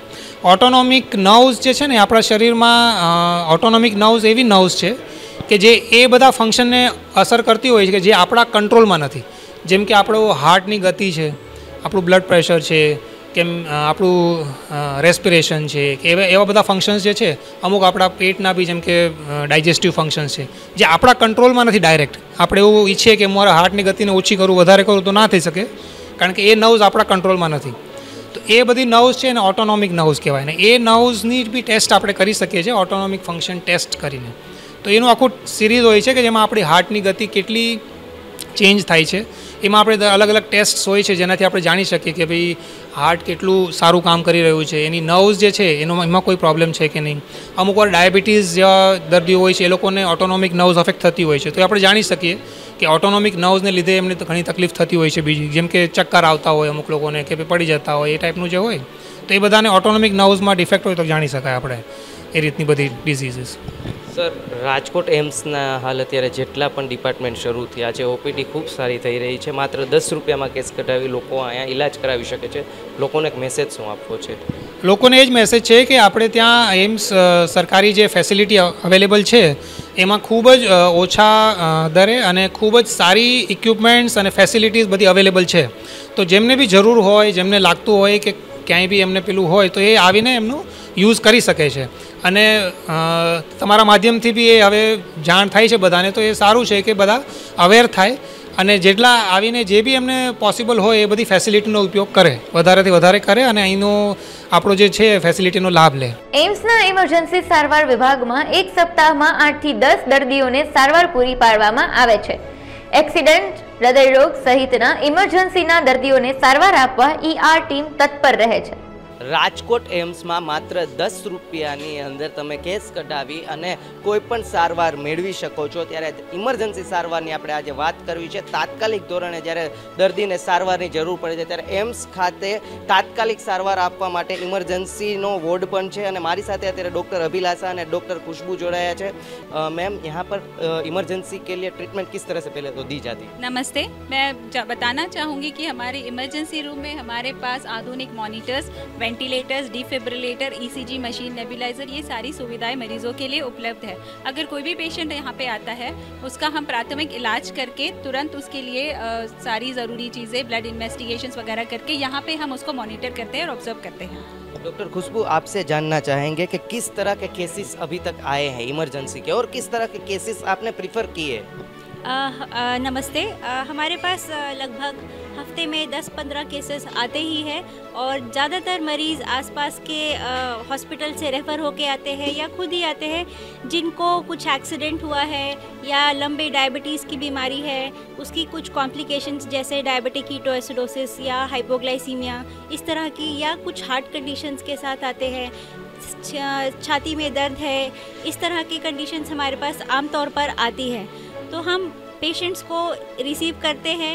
हमारी ER टीम है, एमरजेंसी रिस्पांस टीम, हमेशा रेडी रहती है, जो मरीज़ के आते ही उनके वाइटल रिकॉर्डिंग करते हैं, उनको उपलब्ध सारी प्राथमिक सुविधाएं, दवाइयाँ देने के बाद जैसे ही वो स्टेबल हो जाए, हम साथ ही साथ हमारे जो एक्सपर्ट्स हैं मेडिसिन के, सर्जरी के या ऑर्थोपेडिक्स के, जो भी रिक्वायरमेंट है उनको रेफरल देते हैं। उनकी राय लेने के बाद हमें कुछ और करने की ज़रूरत है तो वो करते हैं। पेशेंट को स्टेबलाइज करने के बाद पूरा दिन हमारे पास रखने की सुविधा उपलब्ध है। यहाँ पर अभी रात्रि में पेशेंट को ठहराने की सुविधाएं अभी उपलब्ध नहीं है, तो हमारे पास उसके लिए भी एम्बुलेंस फुली इक्विप्ड है, जो कार्डियक एम्बुलेंस है, जिसमें हमारे पास एम्बुलेंस के अंदर ही ट्रांसपोर्ट वेंटिलेटर, मॉनिटर, उनका ग्लूकोमीटर, ECG, सब सुविधाएं, डिफिब्रिलेटर, ये सब एम्बुलेंस में भी अवेलेबल है। उसके साथ हम हमारे सिविल हॉस्पिटल में पेशेंट को छोड़कर आते हैं, जिसमें साथ में नर्सिंग ऑफिसर की टीम, एक डॉक्टर की टीम साथ जाती है पेशेंट के। डॉक्टर अभिलाषा, आपसे जानना चाहेंगे कि यहाँ पर टीम किस तरह से, शिफ्ट किस तरह से वर्क कर रही है, कितने बेड्स है यहाँ पर, क्या कहेंगे? देखिए, हमारे पास फ़िलहाल 10 बेडेड का ऑब्जर्वेशन रूम है। हमारे यहाँ ER टीम में 4 एनेस्थीसियोलॉजिस्ट है, 2 एनेस्थीसिया रेसिडेंट्स है और मेरे पास 10 नर्सिंग ऑफिसर्स का स्टाफ फ़िलहाल मौजूद है। जैसे ही कोई पेशेंट यहाँ पे आता है, प्राइमरीली इमरजेंसी टीम इनको देख के ज़रूरी जो भी रिक्वायरमेंट या रेफरल लगता है वो करा के पूरा पेशेंट का मैनेजमेंट, इन्वेस्टिगेशन, जितनी फैसिलिटीज़ यहाँ अवेलेबल है वो करा के, जैसे डॉक्टर खुशबू ने बताया, कार्डियक एम्बुलेंस में with 1 nursing officer and 1 train doctor, the patient will मतलब वो मरीज़ को हम सिविल हॉस्पिटल में भेजते हैं। खुशबू जी, अभी तक का जो कहते हैं ना कि लास्ट सिनारियो हार्ट अटैक के केस बहुत हमने देखे हैं, तो यहाँ पर इक्विपमेंट कौन कौन से है, किस तरह से हम हार्ट अटैक के पेशेंट को भी हैंडल कर लें? हाँ, हमारे पास जैसे ही पेशेंट आता है हम उसकी हिस्ट्री लेते हैं, उसको ECG करवाते हैं। बाकी अगर ज़रूरत पड़े तो हमारे पास डिफिब्रिलेटर भी है और पेशेंट को जो loading doses of medicine, basic 3 medicine देनी होती हैं, वो हमारे पास अवेलेबल है। हमारे पास मेडिसिन के फिजिशियन भी अवेलेबल हैं जो हमारे एक्सपर्ट हैं उस फील्ड में। उनके रेफरल के बाद हम पेशेंट को स्टेबलाइज करते हैं और उसके बाद ही हम पेशेंट को सिविल हॉस्पिटल के लिए भेजते हैं। तो आ था डॉक्टर अभिलाषा અને ડૉક્ટર ખુશ્બુ। ઇમરજન્સી સારવારમાં હાલ દર્દીઓને ઉત્તમ ટેકનોલોજીની અત્યારે અહીં સારવાર મળી રહી છે, સાથોસાથ દર્દીઓને તાત્કાલિક ધોરણે સ્ટેબલ કરી અને અન્ય હોસ્પિટલમાં પણ પ્રિફર કરવામાં આવી રહ્યા છે। કેમેરા પર્સન દર્શન વાડોલિયા સાથે પ્રતિપાલ સિજાલા, અબ તક ચેનલ, રાજકોટ।